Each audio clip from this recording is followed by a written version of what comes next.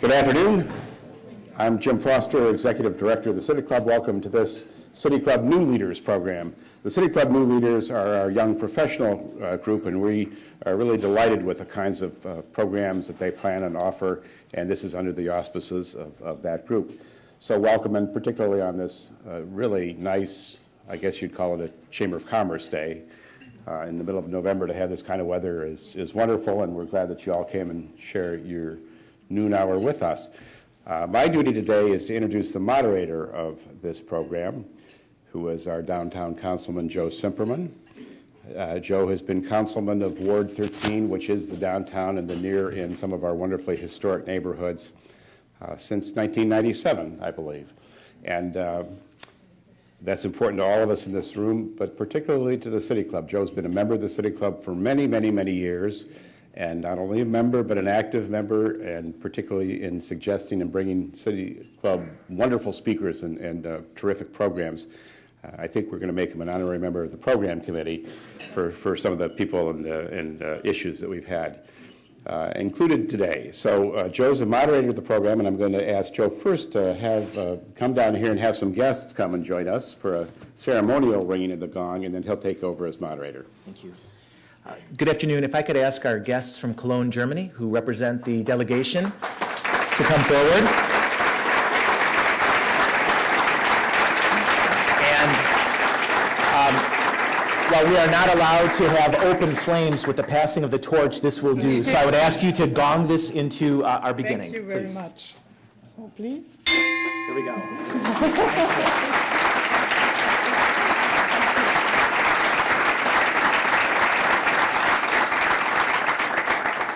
Thank you, Annetta and Stefan. That was with such German vigor that you gonged that. We do appreciate it. And welcome to Cleveland. We are so grateful. Sitting next to the mayor's representative, Chief Valerie McCall, grateful to you as well for all of the great work the mayor has done.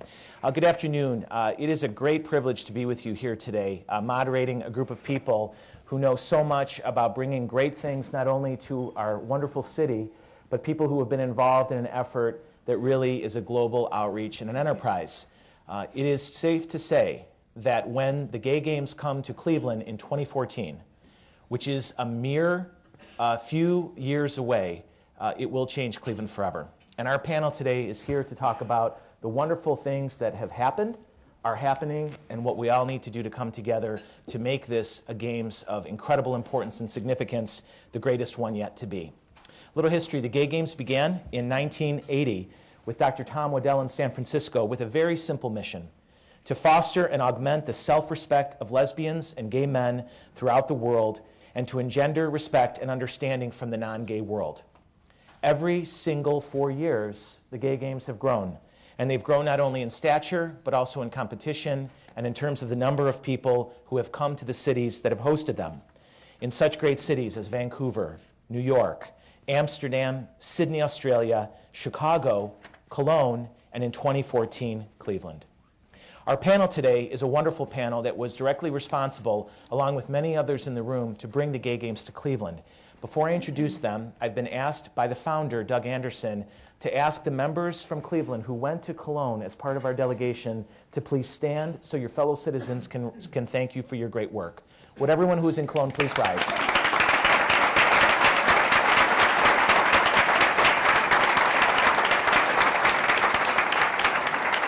Thank you. Our first speaker today is Mr. Doug Anderson, who is the founder of Synergy, the effort that has been working for many, many years to help bring the Gay Games to Cleveland.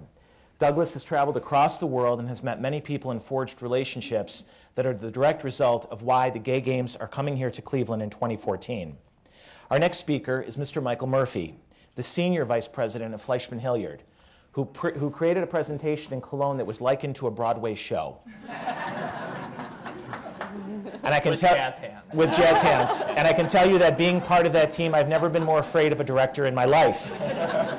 Michael is going to talk a little bit today about the ways that it came here and what it means for all of us.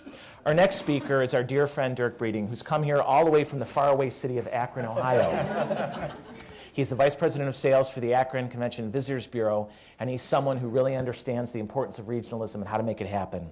And finally, we're joined today by our friend Sharon Gronowski, who is Vice President with the Positively Cleveland effort and is going to give to us a wonderful Cleveland perspective of the gay games. So without further ado, the founder of Synergy, Mr. Doug Anderson.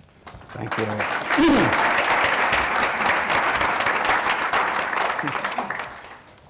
Well, thank you all for coming. This is amazing for all of us.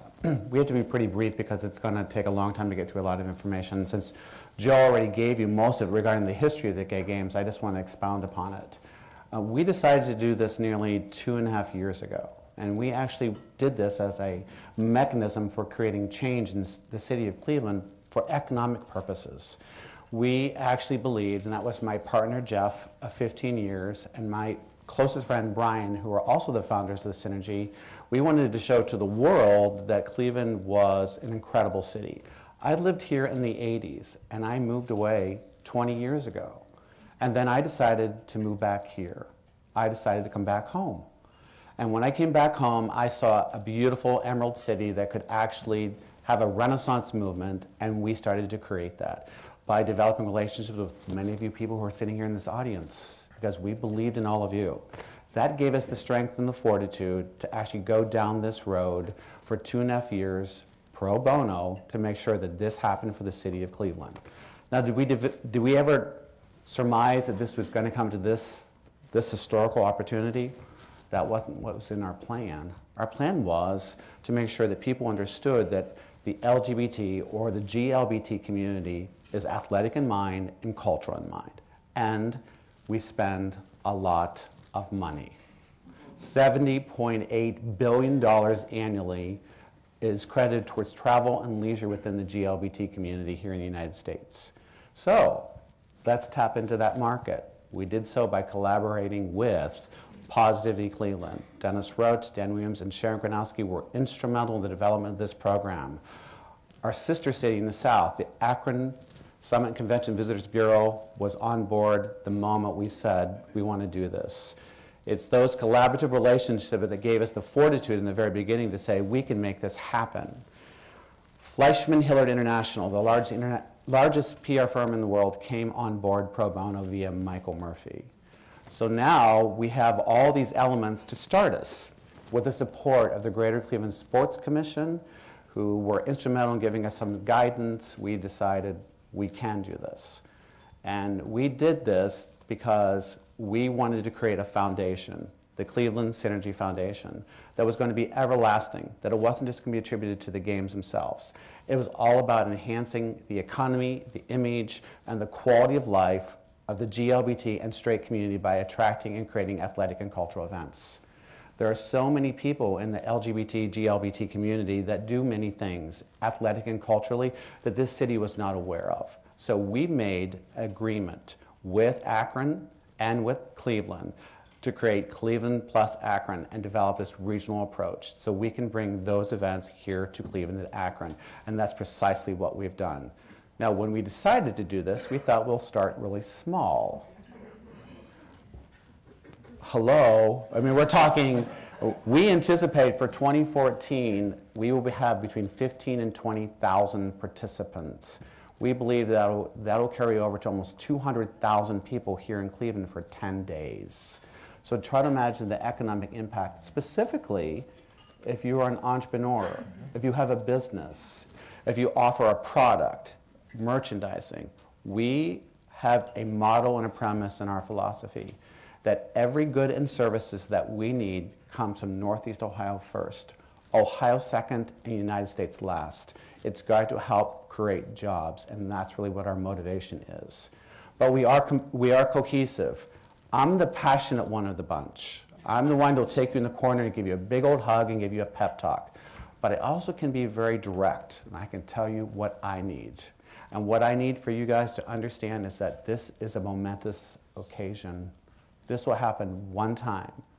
And with that historical information, I'm going to leave you with this, and then Dirk can talk.